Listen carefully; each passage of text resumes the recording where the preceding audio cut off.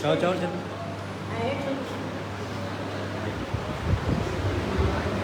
जय बाबा की जय, सपने में रात में आया।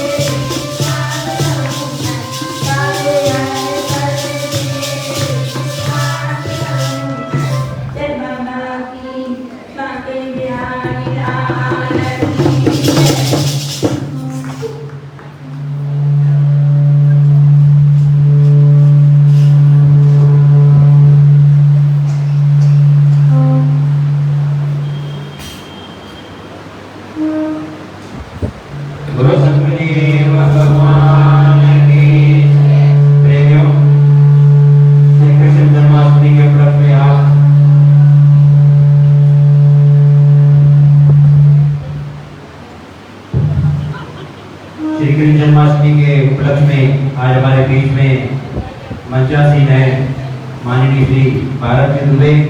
आपका आगमन यहाँ निजाम आश्रम में पहले भी हो चुका है। एकदम सरल और भागवत कथा वाचक है। व्यासपीठ से आपने कई कथाएं भी की हैं। आपका निजाम आश्रम में बहुत बहुत स्वागत।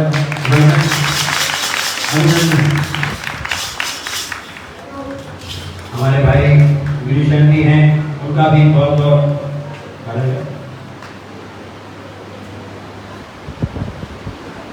स्वागत है, आपका अभिनंदन।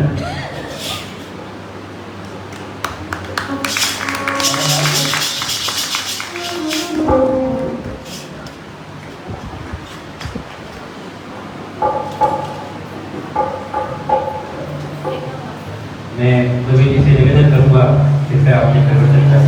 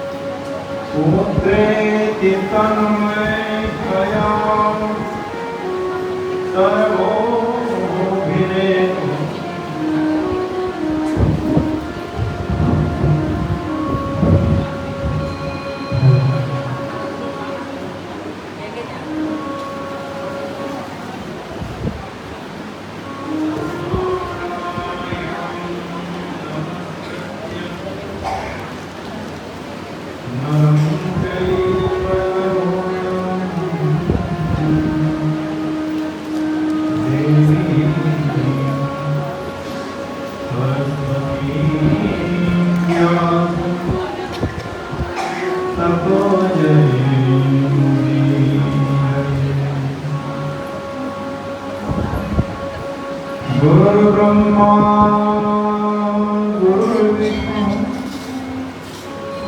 गुरुदेवो महेश्वर गुरु साक्षात् परब्रह्म तस्मै श्री गुरवे नमः।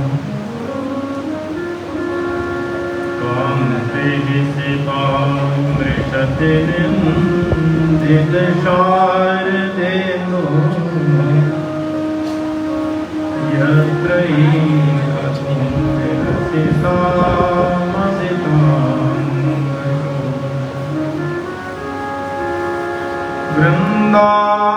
वृन्दावनेऽपि कृतया मुनिगङ्गसङ्गम्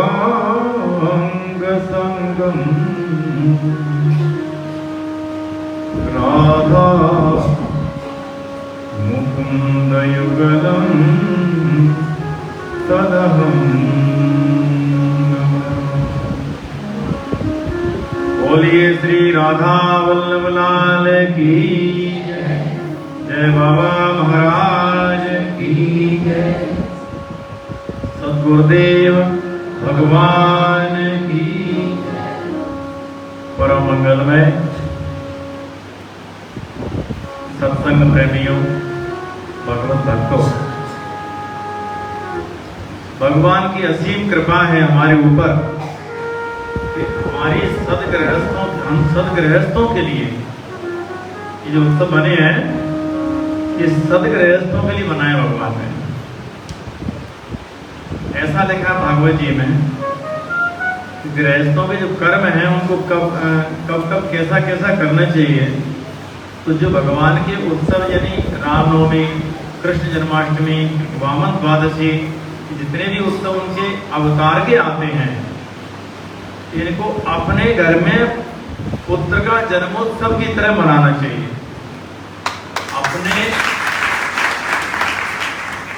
अपने पुत्र का उत्सव जब मनाते हैं जन्मोत्सव, तो कितना धूमधाम उसमें होता है। उसी उल्लास, हर्ष और आनंद पूर्वक ये मनाने के लिए हमको भगवान ने दिए हैं। इससे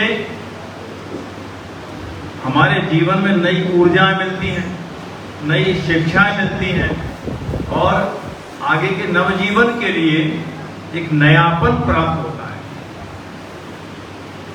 अगर ये उत्सव ना हो तो बस बना दाल रोटी घर में खाते रहो, उसका कोई महत्व नहीं होगा जीवन का।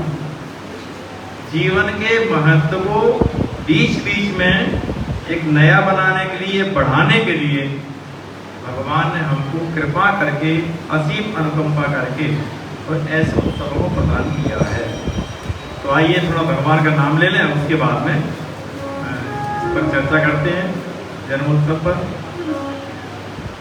श्रीमन नारायण नारायण नारायण नारायण नारायण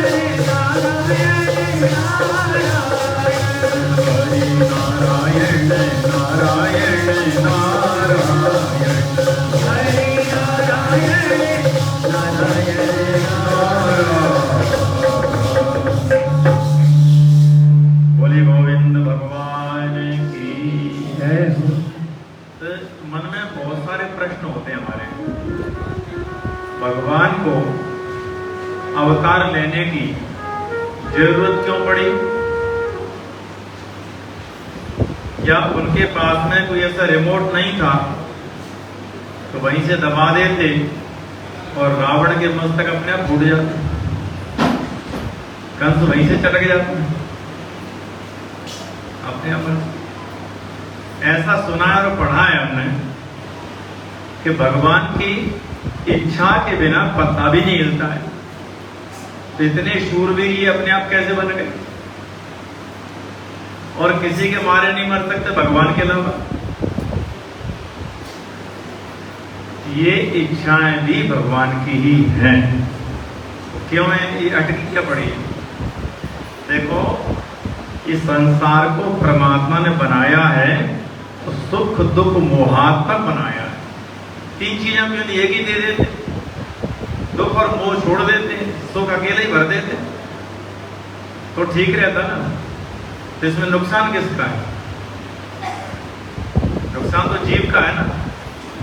पुनरपि जन्मम, बार बार जन्म लेना, बार बार मृत्यु के मुंह में जाना और फिर जन्म लेना, भगवान का क्या नुकसान है? देखो, जगत में जो कुछ है ये सब बहुत अच्छा है, सुख भी अच्छा है, दुख भी अच्छा है और मोह भी अच्छा है। ये तीनों नहीं होंगे ना, केवल सुखमय होगा जगत, तो जगत नहीं कहलाएगा। हम जो है आनंद से रहे, खूब खाएं पिए मौज करें, कोई काम ही नहीं हो, कोई समस्या ही नहीं हो, तो जीवन में रस कैसे आएगा? जब समस्याओं को हम बार बार आने पर उनको बार बार पार करते हैं और फिर मन में खुश होते, प्रसन्नता आती है, हाँ ये समस्या मिटाई हमने, तो एक नयापन आता है। ऐसा बार बार समस्याओं को लांघ करके हम आगे बढ़ते रहते हैं, जीवन बढ़ता रहता है। कोई समस्या ही नहीं हो तो जीवन कैसे चलाएंगे? केवल खाने पीने सुख मात्र से जीवन चल ही नहीं सकता। मैं आपको एक उदाहरण बताऊं। अपने एक राष्ट्रपति थे, अब नाम तो बताने में अच्छा नहीं लगता, अपने यहाँ उनकी 2 शादियां हुई, भोपाल के थे। तो एक पुत्र उनका ज्यादा लड़ला था, उसमें नौकरी गई, राष्ट्रपति थे, लगवा देते कहीं, तो पर मैं राष्ट्रपति का बेटा होकर के नौकरी करूंगा। छोटी सी लेकिन वो IAS भी बनवा सकते थे। उन्होंने उस समय तो इच्छा मात्र से, नेताओं की इच्छा मात्र से नौकरी हो जाती थी, चाहे जितनी बड़ी लगा दो। तो उसने नौकरी होने पर भी नहीं करी, चाहे IAS की क्यों न मिले, क्योंकि मैं राष्ट्रपति का बेटा, मैं नौकरी करूंगा। क्योंकि उसके लिए जो शेयर मार्केट में कुछ पैसा लगा रखा था उसके नाम से, तो जब तक राष्ट्रपति रहे तब तक तो उसकी वाहवाही जय जयकार चलती रही, उसके बाद में भी थोड़ी वो चलती रही। जब पिताजी पधार गए फिर कौन पूछता, कोई नहीं पूछता था। भोपाल छोड़ करके, भोपाल में लोग कहते क्या कर रहे हो सब, तो क्या पता क्या कर रहे हो, कुछ कर ही नहीं सकते थे।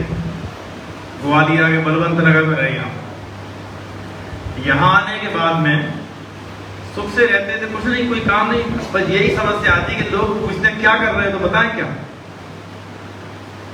जीवन में किसी से ये पूछो कि तुम क्या कर रहे हो, क्या करते हो, उसके पास कोई काम नहीं हो तो बताने में उसको ऐसा लगता है कि मेरी हत्या हो रही है क्या, इतना कष्ट होता है व्यक्ति को। मैं क्या बताऊं, या झूठ मूठ बोल दो, मेरे साथ ये प्रोग्राम चल रहा है, मैं बाहर गया था अभी, मैं इतना बड़ा बिजनेस चल रहा है, मैं झूठ बोल दो तो कोई बात नहीं, लेकिन सच बताने में आदमी को बड़ा कष्ट होता है कि मैं कुछ नहीं कर रहा हूं, क्योंकि जगत में निकम्मे के लिए कहीं भी स्थान नहीं होता है। क्रिएटिविटी जिसमें क्रियाशीलता होती है, अब आप भजन में बैठे हुए हैं, नहीं कश्चित क्षणमपि जात तिष्ठत्य तिष्ठति अकर्मकृत। कोई भी प्राणी जगत में जो भगवान ने बनाया है वो बिना कर्म किए एक क्षण भी नहीं रहता है। हम सो रहे होते हैं ना, तभी शयनशीलता भी एक कर्म ही कहलाता है, वो भी कर्म है। हम बैठे हैं, बैठना भी एक कर्म है। हम सोच रहे हैं, वो भी एक कर्म है। और बिजनेस व्यापार भी, नौकरी भी कर्म है। तो जब हम पूछते हैं समाज के लोगों में कि बेटा तुम क्या कर रहे हो, उसके पास करने का कोई उत्तर नहीं है काम का, तो उसके लिए बहुत कठिन होता है ये प्रश्न। अब भोपाल में लोग पूछते थे क्या कर रहे हो, तो भोपाल छोड़ ही दिया, पैसे की कमी नहीं थी, बलवंत नगर में किराए से रहते थे। शरीर मोटा हो गया। श्री राधा वल्लभ लाल की। कोई काम नहीं था, आलसी शरीर था, खाने पीने की कोई कमी नहीं थी, शरीर हो गया स्थूल, मोटा शरीर हो गया। शरीर मोटा होगा तो बीमारी आएंगी, और बीमारी आएंगी तो बुढ़ापा आएगा, बुढ़ापा आएगा मृत्यु आएगी। तो जब बीमारी आई उनको केवल 3 साल इलाज करने के लिए उनको चांस मिला, जितना पैसा था खूब लगाया, और 3 साल बाद उनका शरीर छूट ही गया। 38 साल की अवस्था में, केवल 38 वर्ष की अवस्था में उनका शरीर छूट गया।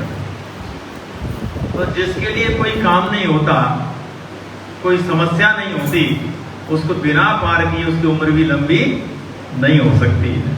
केवल सुखमय जीवन जीने से उसकी उम्र भी घट जाती है। तो भगवान ने इसलिए तीनों चीजें दी हमारे संसार में, सुख भी दिया है, फिर दुख भी दिया है, फिर मोह भी दिया है। जब तीनों का मिश्रण चलता है, मिश्रण हमको मिलता है, तो जीवन मंगलमय बनता है। इसमें एक रोशनी आती विविध प्रकार की। ये उसका उद्देश्य भगवान का इसको देने का। तो सुख, दुख और मोह, अब इनके चक्कर में जब हम इनको ठीक से नहीं समझ पाते हैं और केवल मनोबल को तोड़ करके अरे साहब क्या करें, एक के बाद एक समस्या आती रहती है, ये नहीं मिटी तो दूसरी आ गई, दूसरी नहीं मिटी तब तक तीसरी आ गई। ऐसा जब मनोबल हमारा कमजोर हो जाता है, ये उन लोगों का होता है जो सत्संग नहीं करते हैं, और जो सत्संग में जाते हैं उनका मनोबल भगवान की कृपा से बहुत ऊंचा होता है। छोटी मोटी समस्याएं तो उनको दिखती नहीं है, छोटी मोटी जो समस्या होती हैं वो समझ उनको महसूस ही नहीं होती हैं। मनोबल उनका होता है। क्यों होता है? क्योंकि ठाकुर जी से जुड़े हुए हैं और सो सुख धाम नाम असरामा। तो सुख के धाम है, वो आनंद के धाम है। तो जो आनंद के धाम से अपना कनेक्शन बना करके रखेगा, उसके आनंद के प्रकाश की कोई कमी रहेगी क्या? उसके जीवन में, उसके मन में, बुद्धि में, हृदय में, परिवार में आनंद ही आनंद रहता है। अब आप यूं समझे इसको उदाहरण से, केवल सोना कितना भी अच्छा शुद्ध से शुद्ध सोना हो, 100 टन का, उससे आप गहने नहीं बना सकते। पूरे शुद्ध सोने से गहने बनेंगे क्या? नहीं बनेंगे। उसमें क्या मिलाना पड़ेगा? जिसको आप लोग टाका कहते हो, चाहे वो 2%, चाहे 10%, चाहे 15%, 20% तक। जब तक टाका नहीं मिलेगा उसका सुंदर गहना आभूषण बन नहीं सकता। इसी प्रकार से ये भगवान ने जगत को सोना बनाया है और दुख और मोह इसमें टाका डाल दिया। तो बिना टाके के ये संसार सुंदर नहीं बन सकता, बिना दुख और मोह के। अब इसमें जो लोग सत्संग में नहीं रहते, जो लोग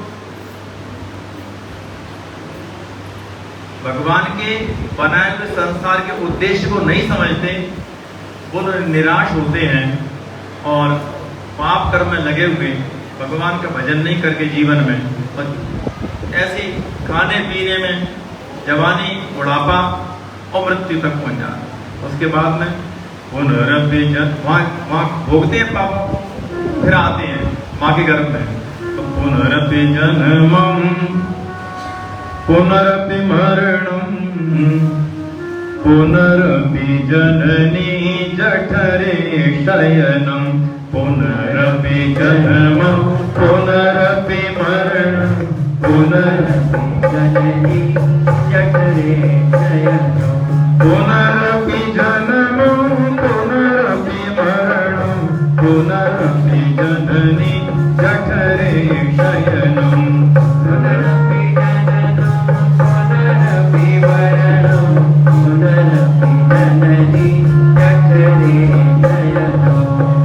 संसारे कल्पोस्तारे कृपया पारे पाहि मुरारे।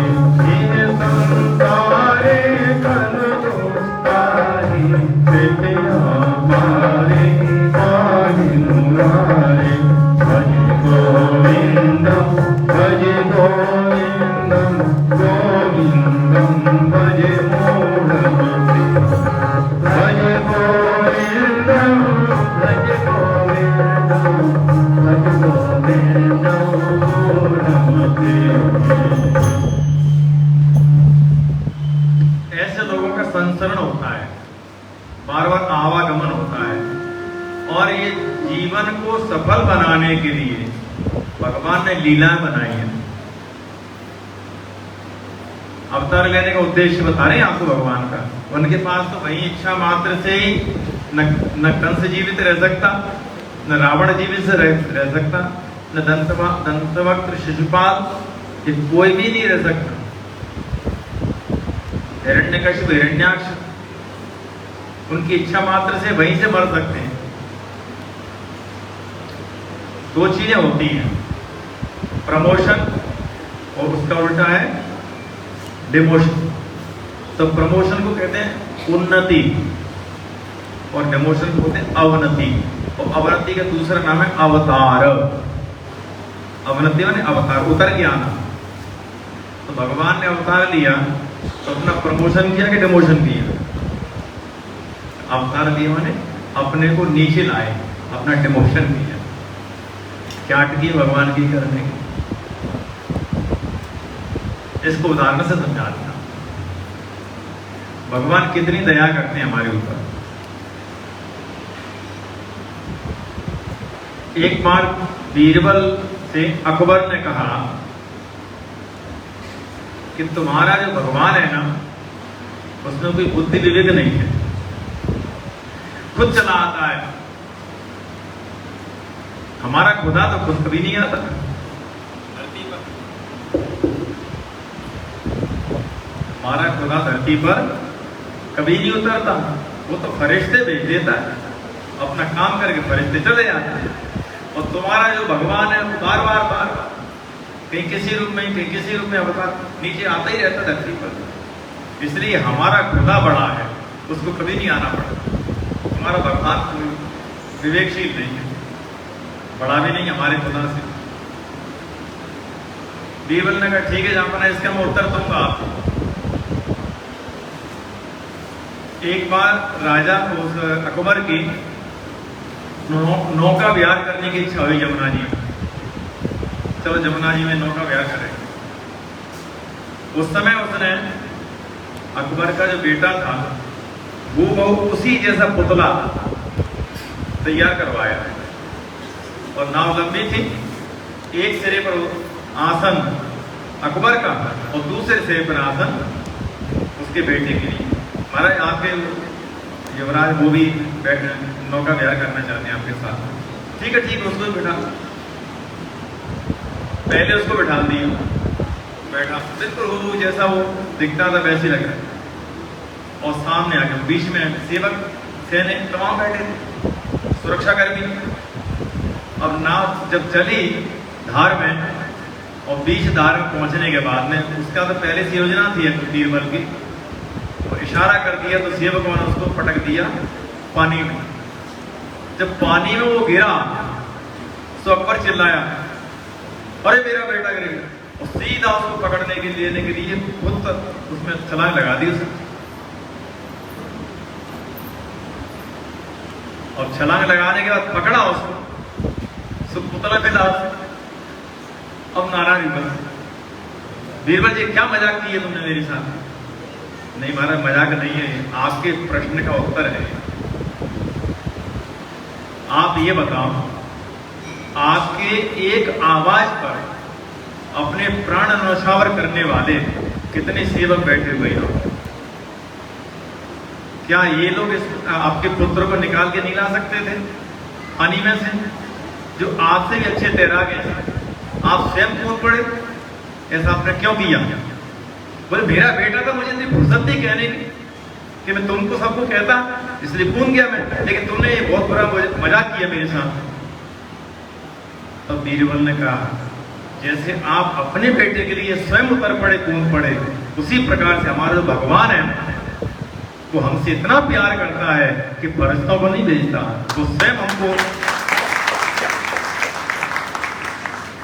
इस भवसागर में, इस सागर है, सागर माने समुद्र है, संसार रूपी समुद्र है, हम छोटे शिशु के समान इसमें पड़े हुए हैं, इसमें से निकल नहीं सकते हैं।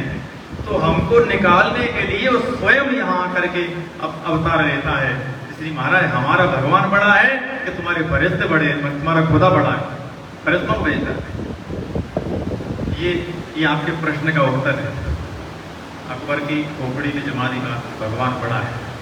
तो हमारे भगवान में ये दया, ये कृपा है ये करुणा है। अपने जो हम लोग जीव हैं शिशु के समान है, पड़े हुए भवसागर में, गुणमय बन करके, सगुण बन करके, सगुण माने साकार बन करके और लीला करते हैं। इन लीलाओं को हम सुनते हैं, गाते हैं, सुनाते हैं और ध्यान करते हैं जो भगवान आकर के कर गए हैं। जो भगवान जानते हैं कि कलयुग का जीव है या किसी भी युग का जीव है, उसमें इतना विवेक और इतना बुद्धि नहीं है कि ठीक प्रकार से निर्गुण का ध्यान कर सके। रूप रेख गुण जाति जुगत बिन निरालंब मन चक्रत धावे। जिसका रूप रेख आकृति कुछ नहीं है, तो बिना अवलंबन के, बिना आश्रय सहारे के हमारा मन किसको देखेगा, किसका ध्यान करेगा। हमारे पास मूर्ति नहीं है तो हम किसकी पूजा करेंगे, किसको भोग लगाएंगे। तो ये सब सुविधा बनाने के लिए हमारे लिए भगवान जो निर्गुण निराकार है, जो वैकुंठवासी है, वो हमारे यहाँ सगुण साकार रूप में। अच्छा, एक रस नहीं, हिंदी में 9 रस होते हैं और जिसको जैसा प्रिय रस है उसी रस में भगवान ने अवतार धारण किए हुए हैं। वीर रस में परशुराम जी, सारे रसों में। शांत रस में आप आया और वीर रस में आ जाए तो भगवान राम के भी चरित्र है। और शांत रस में बुद्ध का भी चरित्र है, भगवान की अवतार है। और ज्यादातर लोगों को पसंद है जो रसराज कहा जाता है वो है श्रृंगार। 2 प्रकार का होता है, एक तो वियोग श्रृंगार, जब नायक नायिका का विषय हो जाता है, उसमें एक दूसरे का चिंतन और मनन करते हुए अपना समय बिताते हैं। वो जो समय होता है उसमें व्यक्ति का चिंतन, मन बरबस ही उस अभिनय को देखने में लग जाता है। अथवा संयोग श्रृंगार, जब नायक नायिका का मिलन होता है तो उस मिलन के आनंद को हमारा चित्त, चाहे पिक्चर हो, चाहे नाटक हो, चाहे कोई भी अभिनय हो, बरबस ही आकर्षित उसूल हो जाता है। तो ये 9 रसों में श्रृंगार रस को रसराज कहा गया है। तो भगवान ने हर एक रस में अवतार लीलाएं की हैं और भगवान कृष्ण बन करके आए हैं, तो उनकी लीला हर प्रकार की है। वीर रस से परिपूर्ण भी है, शांत रस की भी है, गीता भगवत गीता सुनाई है, और उनकी लीलाएं वियोग श्रृंगार की भी है और संयोग श्रृंगार की भी है। तो जिसको जैसा श्रृंगार या रस पसंद है वो भगवान कृष्ण में जाके देख ले और अपने मन को, चित्त को और सत्संग में लगे, अपने जीवन को उद्धार कर लेता है। तो ये भगवान की असीम कृपा करुणा करके हमारे ऊपर, और वो अवतार धारण करके आते हैं। आइए अवतार की ओर चले हम। ये धरती को गाय कहा जाता है। जब ज्यादा बोझ होता है, पहाड़ों का बोझ इसको नहीं लगता, पापियों का, झूठ बोलने वालों का इसको बोझ लगता है धरती माता को। धरती को भी माता कहते हैं, हमारे गाय को भी माता कहते हैं।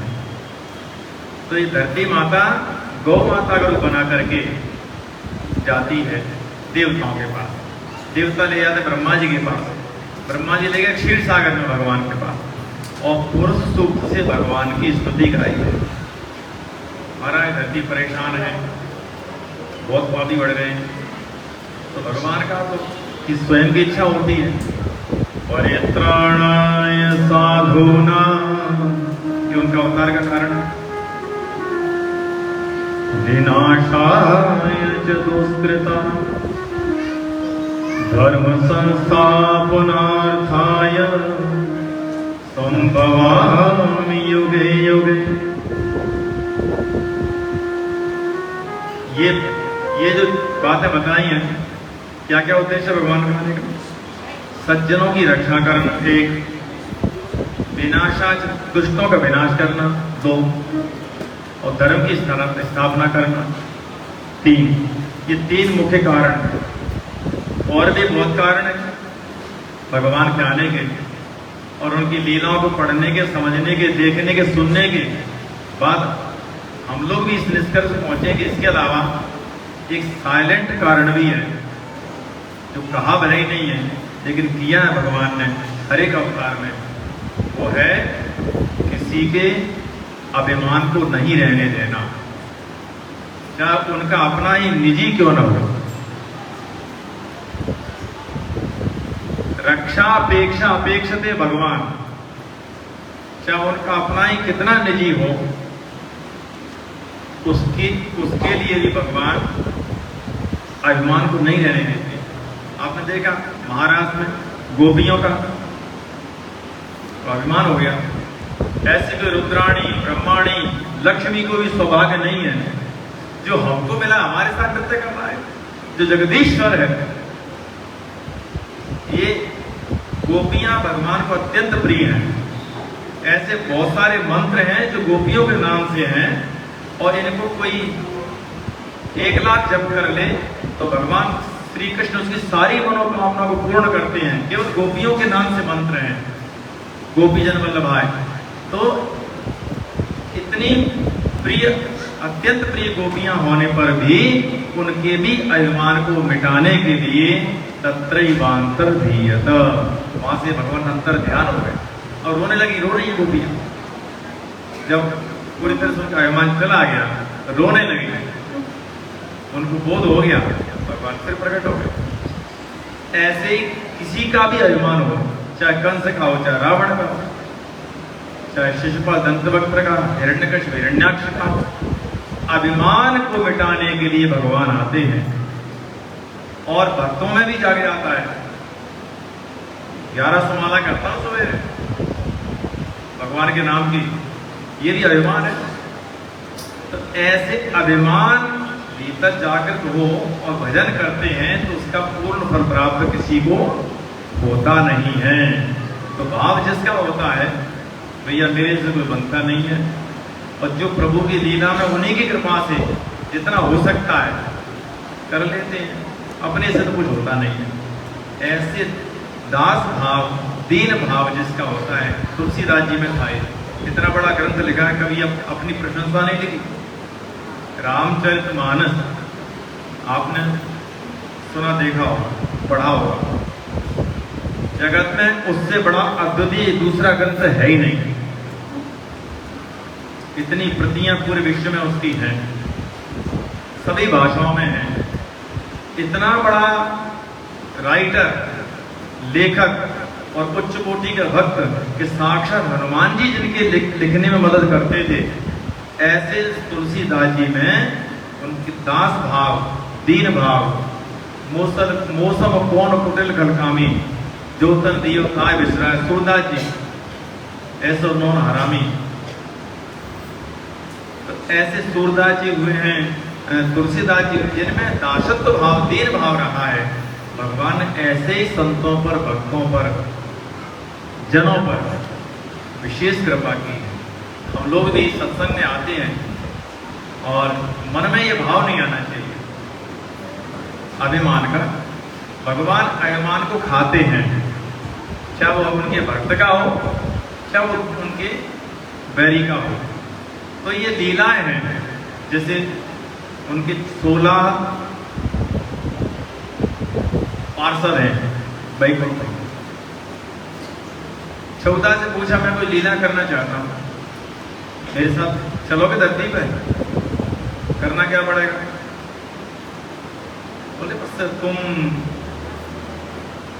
शत्रु बनना मेरे और गालियां देते रहना, निंदा करते रहना मेरी, हम मेरे से युद्ध करना, जी काम करना और कुछ नहीं करना। जब तक प्राण रहे तब तक निंदा करना मत त्यागना मेरी। भाई अभिनय हो तो ऐसे ही होना चाहिए ना। तो सबने मना कर दी। 14 15वें 16वें इनका नाम है जय और विजय, ये द्वारपाल थे भगवान। उनसे कहा क्या करना पड़ेगा, बता दिए।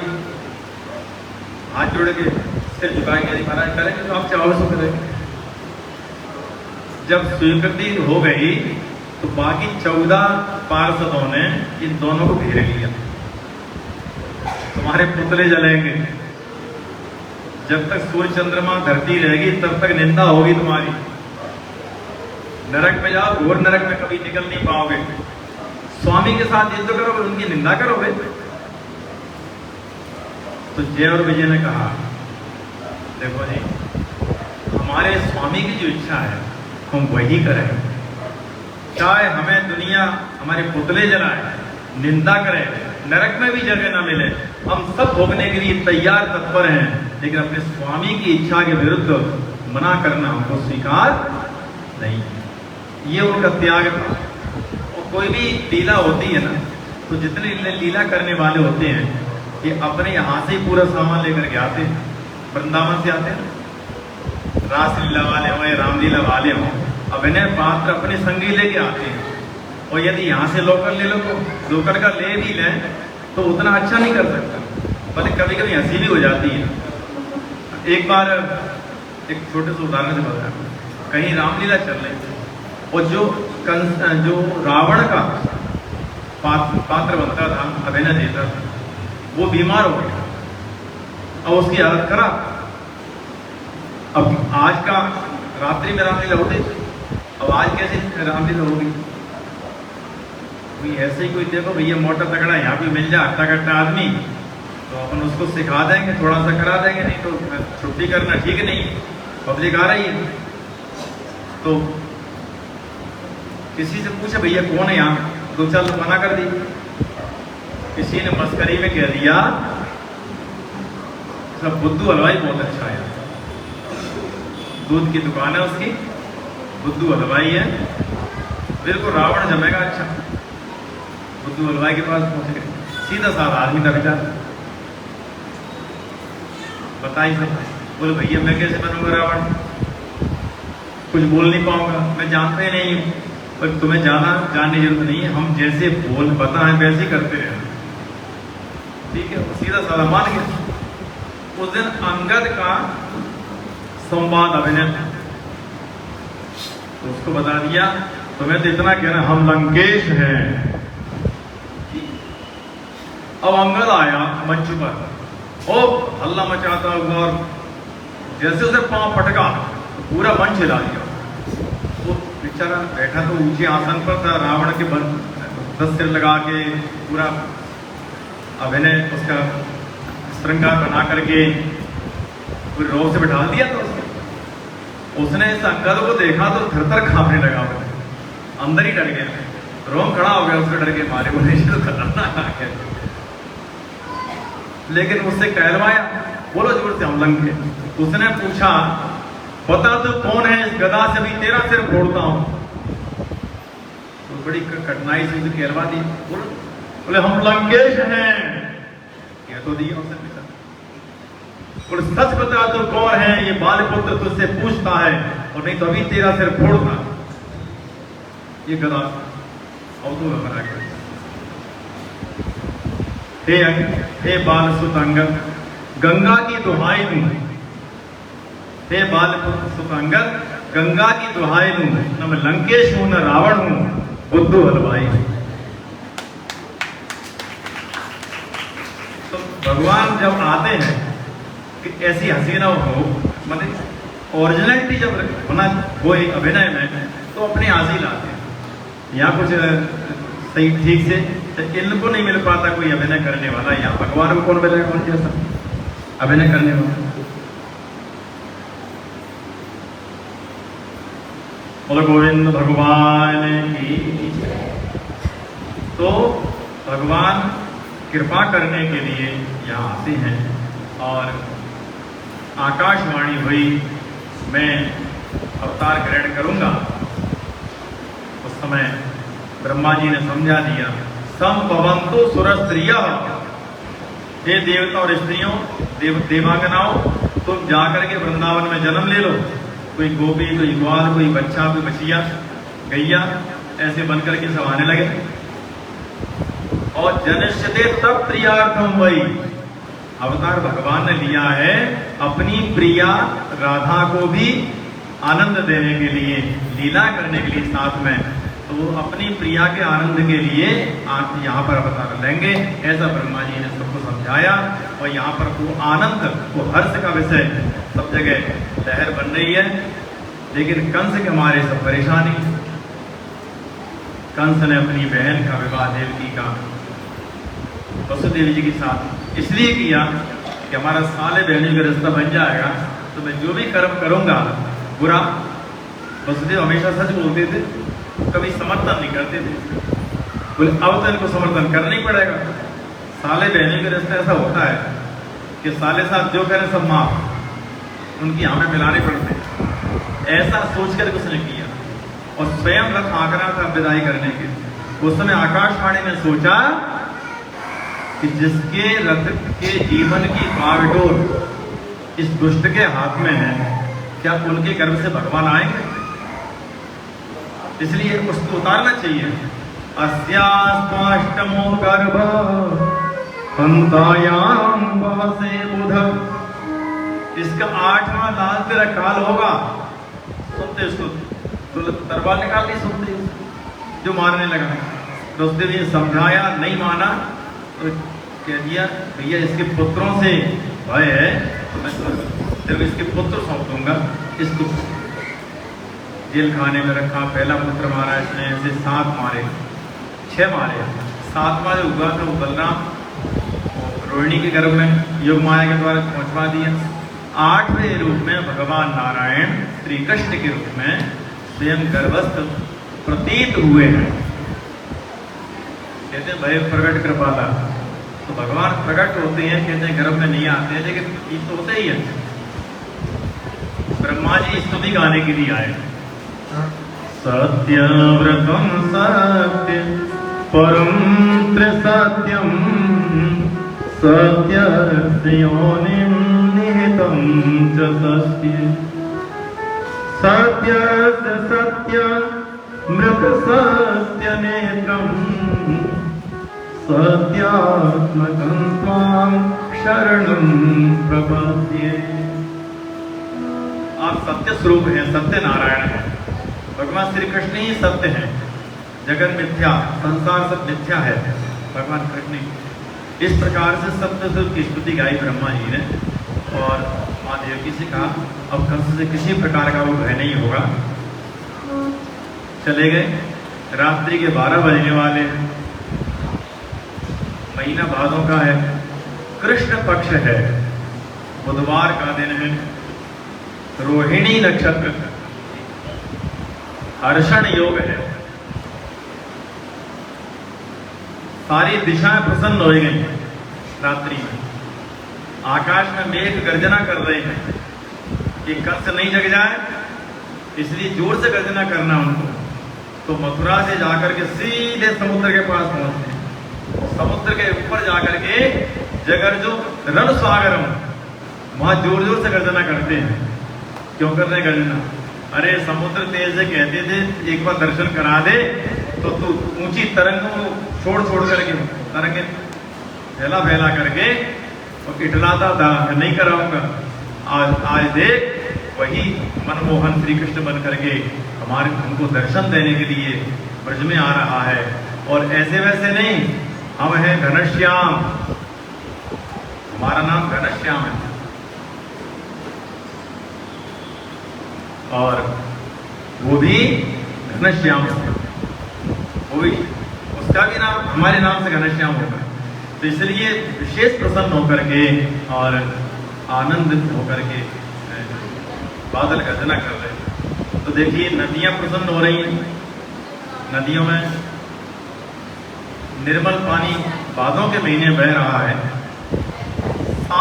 सारी प्रकृति आनंदित हो गई है। शीतल मंद सुगंधित हवा बह रही है। कोई छोटा मोटा मंत्री संतरी आता है तो पूरे शहर को सजवा दिया जाता है। और जब संसार का अधिपति जगतपति आ रहा है तो सारी प्रकृति ही उसके परमात्मा के अनुकूल बन गई है। ऐसी स्थिति में आइए हम भी अपने हृदय में, शरीर है मथुरा, हृदय है जेल खाना, मन है वासुदेव और बुद्धि है देवकी। और जब हमारा मन बुद्धि शरीर सब उस परमात्मा के अनुकूल आनंदित हो जाता है तो हमारे हृदय में भी भगवान श्री श्याम सुंदर श्री कृष्ण अवतार धारण करते हैं। उनका हम स्वागत करें, हमारा रोम रोम प्रसन्न हुए। स्वागतम कृष्ण। आप सभी लोग सभी बोलेंगे मेरे साथ, आंखें बंद करके अपने हृदय में भगवान का अवतार धारण हो रहा है ऐसा भाव बना करके इस भजन में शामिल हो जाए। स्वागतम कृष्ण स्वागतम कृष्ण स्वागतम कृष्ण स्वागतम कृष्ण। सभी गाइए।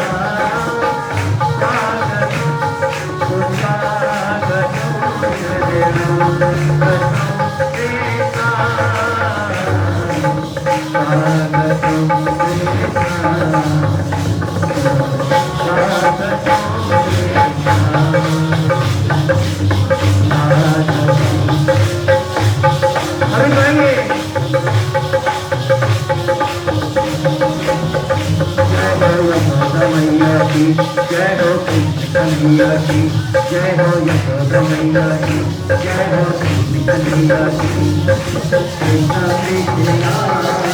आए कृष्ण, कृष्ण कृष्ण आए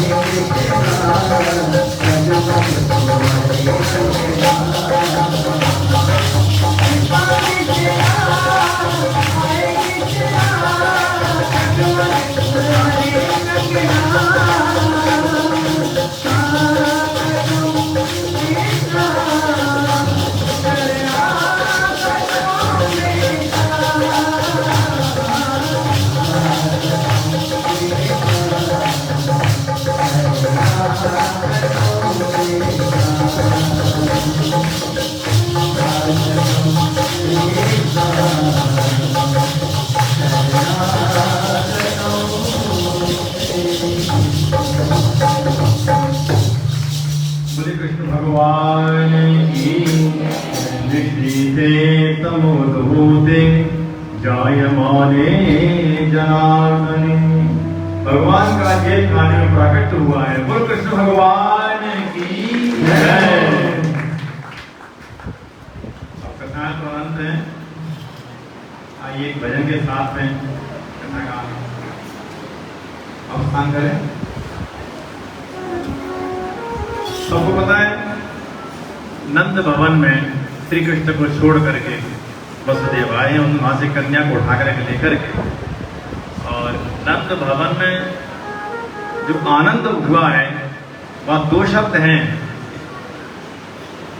जाय माने जनार्दने। माने एक तो खुशी पैदा हुई है और एक नंद के लाला पैदा हुए हैं। नंद स्वात्मजोत्पन्ने जायमाने जनार्दने।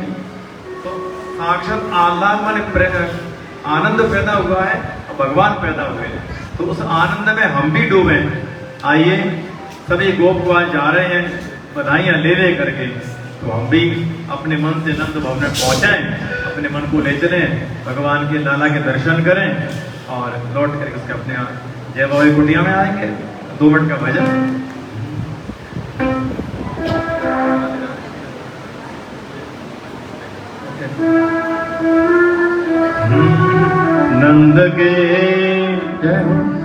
नंद के आनंद भयो जय कन्हैया लाल की। के आनंद भयो जय कन्हैया लाल की नंद के आनंद भयो जय कन्हैया लाल की नंद के आनंद भयो जय कन्हैया लाल की नंद के आनंद भयो जय कन्हैया लाल की नंद के आनंद भयो जय कन्हैया लाल की नंद के आनंद भयो जय कन्हैया लाल की नंद के आनंद भयो जय कन्हैया लाल की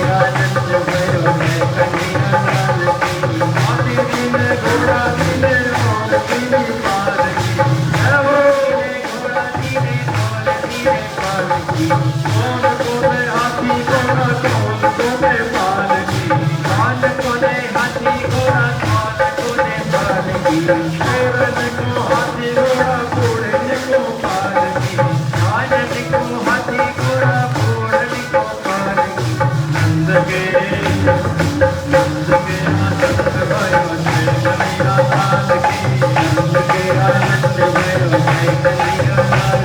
नंद के आनंद भयो जय कन्हैया लाल की नंद के आनंद भयो जय कन्हैया लाल की नंद के आनंद भयो जय कन्हैया लाल की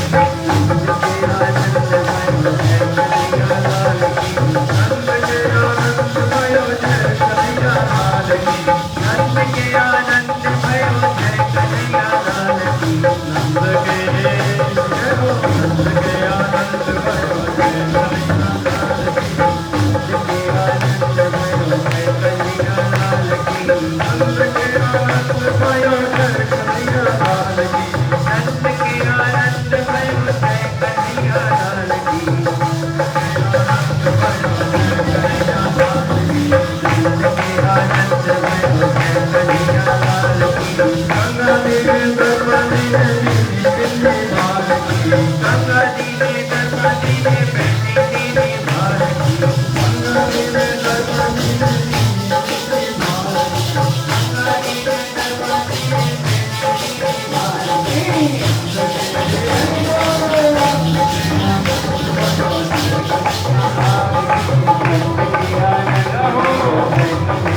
नंद के आनंद भयो जय कन्हैया लाल की रतन दिए हार दीने गाय जानी माल की रतन दिए हार दीने गाय जानी माल की नंद के आनंद भयो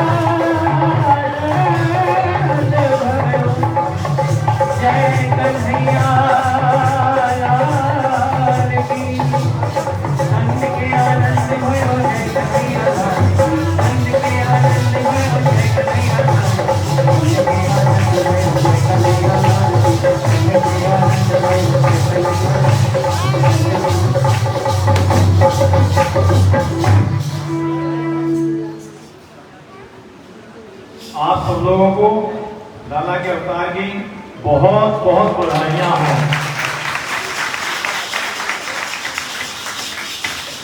बड़ा भाग्यशाली हूं मैं आपके बीच में भगवान का अवतार के 2 शब्द कहने का मुझे अवसर प्राप्त हुआ। और इस का श्रेय हमारे दीपक हीरानी जी को जाता है, तो और आप लोगों को भी जाता है जिन्होंने बड़े आनंद पूर्वक ध्यान से कान लगा सके ये 2 शब्दों को सुना। आप सबका बहुत बहुत धन्यवाद। और भगवान श्री कृष्ण की कृपा आप पर हमेशा ऐसे ही बरसती रहे। वो सत्संग में मन लगे, सुख समृद्धि आनंद और सत्संग में प्रेम और मन खूब आपका बढ़ता रहे।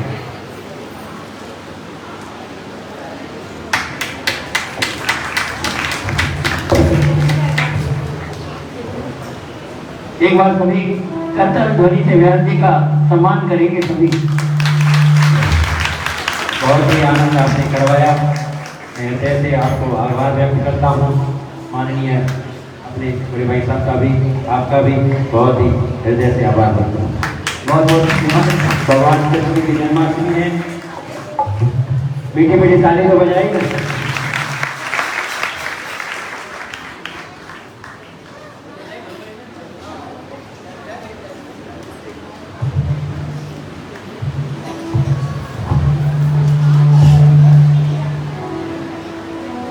और कृष्ण कृष्ण बोल प्यारे कृष्ण कृष्ण बोल, कृष्ण कृष्ण बोल प्यारे कृष्ण कृष्ण बोल, कृष्ण कृष्ण बोल प्यारे कृष्ण कृष्ण बोल, कृष्ण कृष्ण बोल प्यारे कृष्ण कृष्ण बोल, कृष्ण कृष्ण बोल प्यारे कृष्ण कृष्ण बोल, कृष्ण कृष्ण बोल प्यारे कृष्ण कृष्ण बोल, कृष्ण कृष्ण बोल प्यारे कृष्ण कृष्ण बोल, कृष्ण कृष्ण बोल प्यारे कृष्ण कृष्ण बोल, कृष्ण कृष्ण बोल प्यारे कृष्ण कृष्ण बोल, कृष्ण बोल प्यारे कृष्ण कृष्ण बोल, राधे राधे बोल प्यारे राधे राधे बोल, राधे राधे बोल प्यारे राधे राधे बोल, राधे राधे बोल प्यारे राधे राधे बोल, राधे राधे बोल प्यारे राधे राधे बोल, राधे राधे बोल प्यारे राधे राधे बोल, राधे राधे बोल प्यारे राधे राधे बोल, कृष्ण कृष्ण बोल प्यारे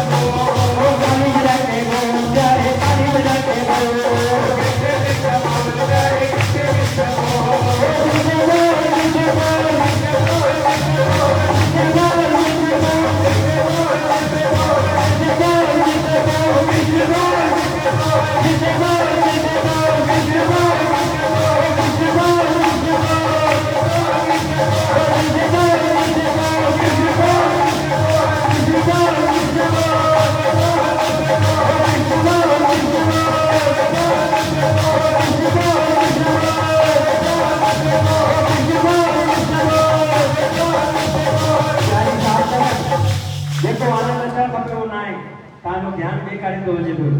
ईअं न कयो, गुरु शरण में वेठा हूं, जय बाबा जी के शरण में वेठा हूं, संतन जी उपस्थिति आहे और भगवान श्री कृष्ण जी जन्माष्टमी आहे, हेॾो वॾो ॾींहुं आहे। भगवान कृष्ण छा थो चए, छा चयो संतन हाणे भागवत में भी लिखियल आहे कि कर्म ते विश्वास रखो। कर्म ते, कर्म कहिड़ो, सुठे कर्म ते, कर्म कहिड़ो, सुठे कर्म ते, ख़राब कर्म ते न। छा ॿुधायो अथई तव्हां गीता अहिड़े दफ़ा सां भगवान भागवत ॿुधी आहे, गीता रोज़ आए दिन पढ़ंदा रहंदा आहियूं पंहिंजे घरनि में। पंहिंजे कर्म ते विश्वास रखो, पंहिंजे सुठे कर्म ते विश्वास रखो। ॿियो हाणे छा चयूं, अभिमान न कयो, अभिमान न कयो, अहंकार न कयो, पंहिंजे स्वार्थ लाइ कुझु बि न कयो। भगवान खे यादि करे, सतगुरु खे यादि करे, पंहिंजे घरनि जा बि कम कयो त पंहिंजे सतगुरु खे यादि कयो, पंहिंजे घरनि जा बि कम कयो उन हरीअ खे यादि करे कयो। जंहिंमहिल बि माता भेण पंहिंजे किचन में वञे, रसोईअ जो कमु चालू करे, पहिरियों हुनखे मथो टेके, जय बाबा दया करे, भगवान हरि दया करे। जंहिंमहिल बि सुबुह जो असां उथूं था, जंहिंमहिल बि जंहिंजो जेको टाइम आहे, 5 वॻे 6 वॻे 4 वॻे 7 वॻे जेको बि उथे थो, पहिरियों धरतीअ खे प्रणाम कयो। इन करे कल असांखे जॻह ॾिनी भगवान, अॼु बि असांखे जॻह ॾिनी भगवान, अॼु बि असांखे जॻह ॾिनी। ओ राधे राधे बोल प्यारे, राधे राधे बोल, राधे राधे बोल प्यारे, राधे राधे बोल, राधे राधे बोल प्यारे, राधे राधे बोल। ओ कृष्ण कृष्ण बोल प्यारे, कृष्ण कृष्ण बोल,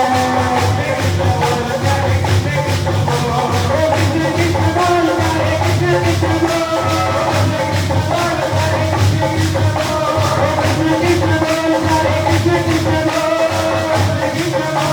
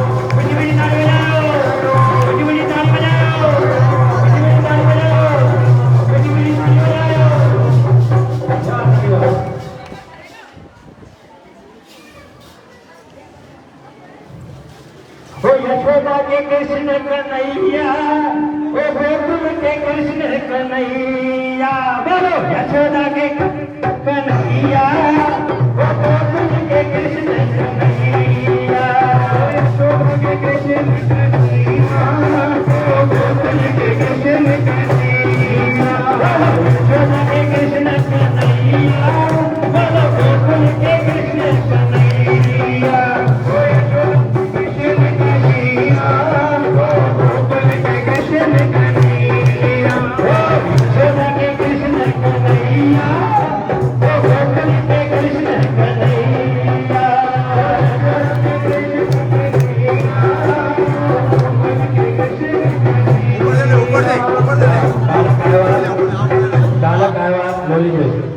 श्री कृष्ण झुलावा लोली, श्री कृष्ण झुलावा लोली, झुलावा लोली, झुलावा लोली, या लोली लाल लोली,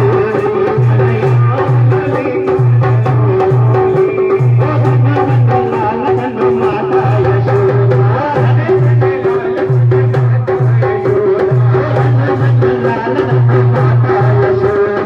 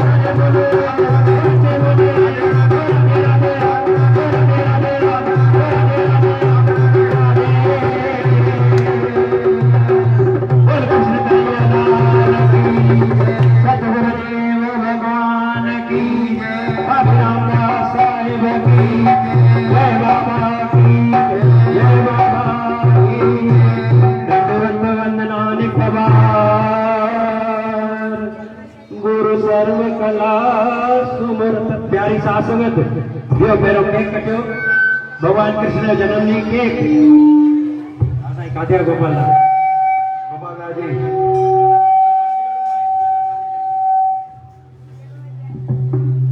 प्यारी सासंगत कोई भी न बने और कहते जी पियो बार बार केक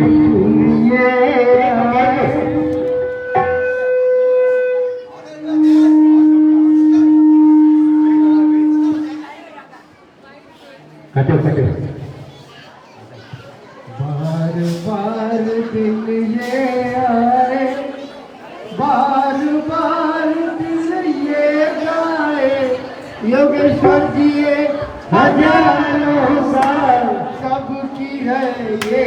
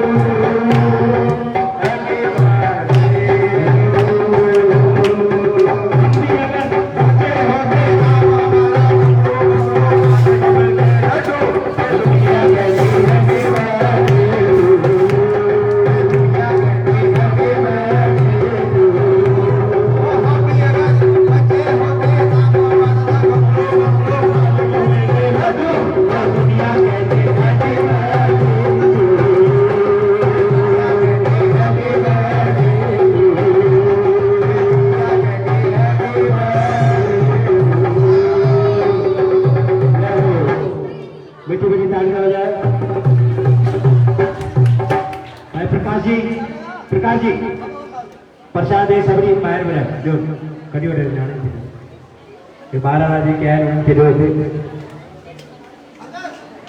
हां ये प्रसाद कर ठीक है मायर में और कटो आज के बेटा कटो थोड़ा